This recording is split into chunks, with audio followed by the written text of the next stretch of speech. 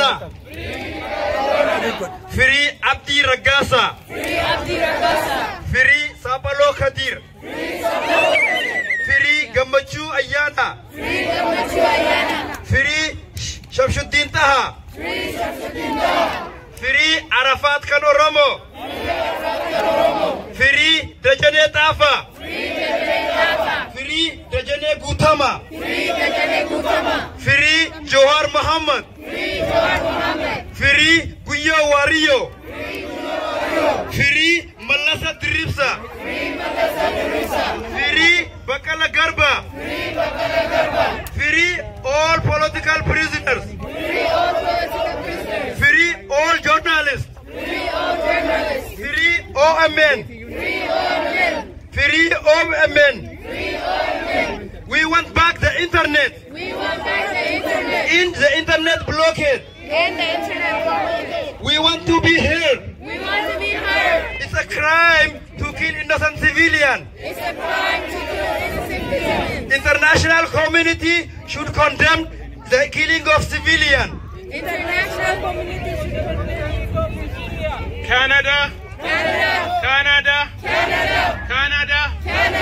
Defund dictator. Canada. Defund dictator. Justice for Oromo people. Justice for Oromo people. Justice for Hachalu Hundessa. Justice for Bakale Garba. Justice for Johar Muhammad.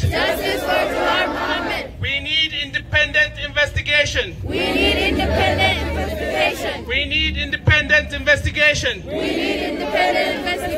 We need Canadian investigation. Release political prisoners.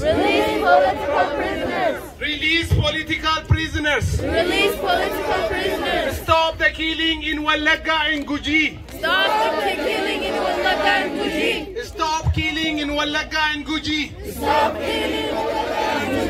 Reopen our free media.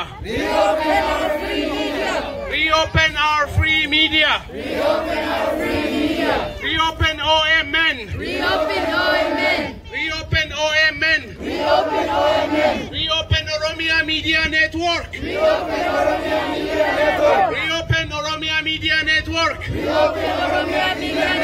Reopen our voice. You can't shut us. Release our leaders from prison. Free of OFS leader. Stop killing civilians. Stop telling lies.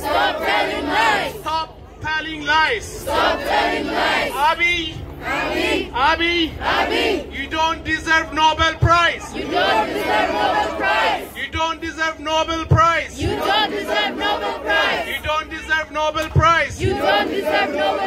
We need freedom. We need democracy. We need freedom. We need democracy. Thank you, Galatoma.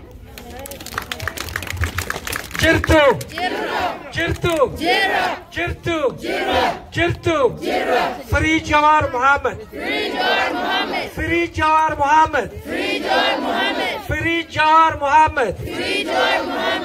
Bakala Garba. Free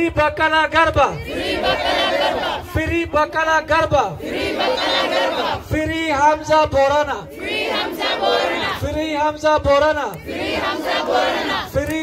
Borana. Free OMN.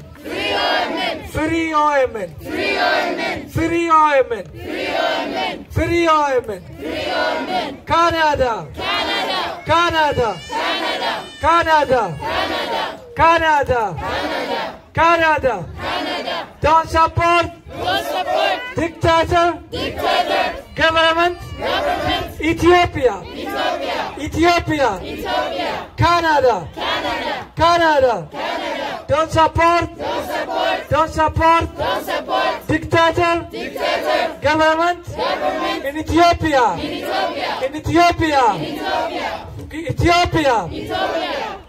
Canada. Canada. Don't support. Dictator. In Ethiopia. We need freedom. We need peace. We need peace. Free Jawar Mohammed. Free Bakala Garba.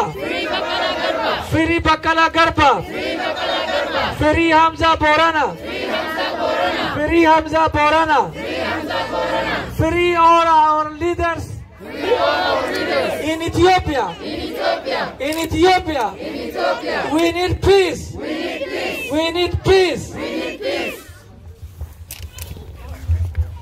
Down Abiy. Down Naftanya. Down Menelik. Down Menelik. Free Jawar Mohammed. Free Bakala Garba.